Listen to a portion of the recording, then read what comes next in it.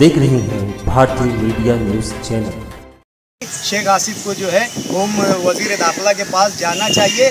और आज हम यहाँ पर आए, हमने जो फर्स्ट स्टेप की, पुलिस प्रशासन को जो है हमारी कंप्लेंट दे दी है ज़बानी तौर से तमाम शवाहिद के साथ।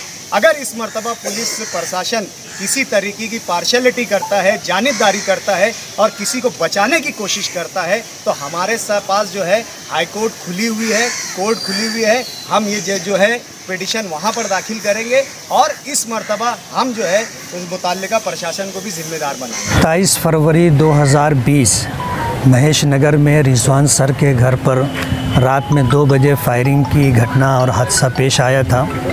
और हमला आवर ने जिस तरह रिजवान सर को, उनकी फैमिली को, उनके बंगले पर टारगेट किया था, अल्लाह ताला ने बचाने का फ़ैसला किया था, हिफाजत थी, ये लोग महफूज रहे। लेकिन बंगले के चारों तरफ से जिस तरह फायरिंग की गई थी, घर का कोई गोशा ऐसा नहीं था जो उनकी हिफाजत का सबब बनता। ऐसे हालात के अंदर जब पुलिस डिपार्टमेंट की तरफ से इंक्वायरी हुई और सरसरी इंक्वायरी में जो लोग अरेस्ट हुए वो कांग्रेस के वर्कर थे, और फिर जो है तफ्तीश के बाद खलील दादा का उसमें नाम आया था और गिरफ्तारी अमल में आई थी। आज वो ज़मानत पर रहा है। पिछले दिनों माजी आमदार शेख रशीद साहब ने जो है प्रेस कॉन्फ्रेंस ली और प्रेस कॉन्फ्रेंस से लेकर के जिस तरह उन्होंने गैर समाजी ज़ुबान इस्तेमाल करते हुए शान हिंद को, जो हमारे गठबंधन की गठबंधन हमारे महागठबंधन की जो है गठ नेता और अपोजिशन लीडर हैं, उनकी ज़ातियात पर जिस तरह बात की है, और इसी तरह मुस्तकीम डिग्निटी है, डॉक्टर खालिद परवेज़ हैं, रिजवान सर हैं, और मेरे बारे में जिस तरह की बात कही, कोई शरीफ आदमी कहना तो दूर की बात है, सुनना भी इन जैसी बातों को पसंद नहीं करता।